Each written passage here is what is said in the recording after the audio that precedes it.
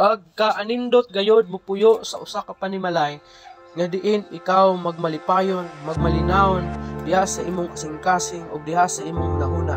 Nga diin usa ka panimalay nga layo sa kaguliyang, layo sa kasamok ug layo sa kasaba diha sa syudad, ug labaw sa tanan layo sa kainit sa panahon, ilabi na gyud ning panahon sa El Nino.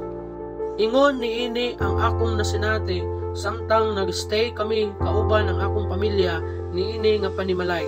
Kay gawas nga aduna sila'y nindot na mga disenyo niini, makita usab sa sulod niini nga panimalay ang mga maanyag ug maanindot na mga muebles niini. Gawas nga nindot ang disenyo niini nga balay ug daghan nga mga maanyag na mga muebles niini nga balay, dako usab ang pasilidad niini. Tingali ikaw nangita og usa ka balay nga diin ang tempo niini layo gayod sa tempo diha sa syudad. Nga diin natural lamang ang kabugnaw niini, dili susama diha sa syudad na kinahanglan nimong moadto sa mall aron magpabugnaw o magstambay diha sa imong kwarto aron lamang magpabugnaw diha sa imong aircon, o muadto sa lain-lain na mga balay na diin nagatanyag o mga bugnaw na mga lugar. Tungod kay dinhi mismo sa atong syudad sa Davao City, makita ang usa ka balay bakasyonan nga mao ang Buddha Log House nga anaa mahimutang sa barangay Dato sa Lumay, Marilog District, Davao City. Kini nga balay perfect nga mahimong bakasyonan sa usa ka gamay o sa usa ka dako nga pamilya, kay ang mao nga balay kaya muokupar ngadto sa 15 ka mga tao. Kini nga balay gawas nga nindot ang mga disenyo niini, makita usab sa sulod niini nga balay ang mga maanyag na mga muebles niini nga nindot kaayong lantawon sa atong mga mata. Gawas sa nindot ug maanyag na mga muebles niini nga balay, sa sulod usab niini makita nimo ang daghan na mga pasilidad na igo ngadto sa 15 ka mga tao. Ug kung ikaw mahilig nga mokanta, perfect kini nga balay tungod kay aduna sila'y bidyokihan na gipahimutang sa sulod niini nga diin perfect usab sa mga tao nga hilig mokanta. Sa gawas usab niini nga balay aduna sila'y swimming pool nga diin pwede kaayo sa mga bata ug pwede usab sa mga adult. Nga diin kini nga swimming pool eksklusibo lamang alang sa mga buot morinta o muabang niini nga panimalay.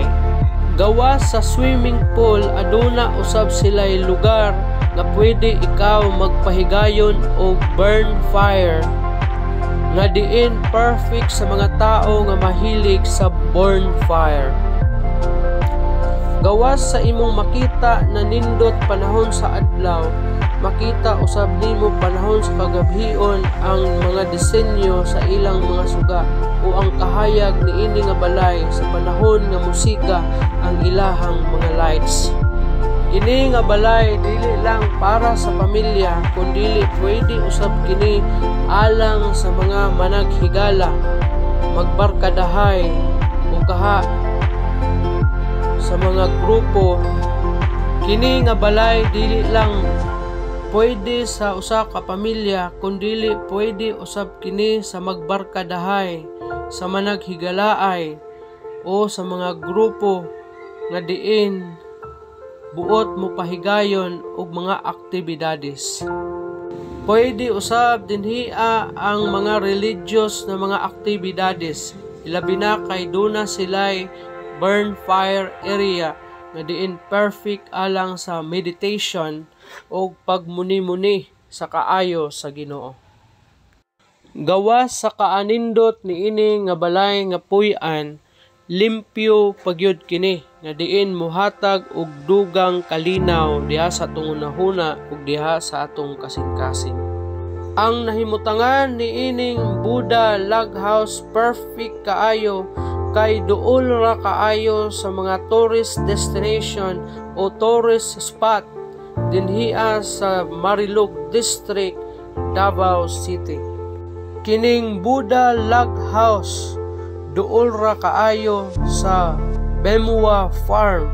Duol usab kini sa Sea Clouds Mountain View, og duol usab kini sa lain na mga tourist destination dinhi sa Marilog District, Davao City.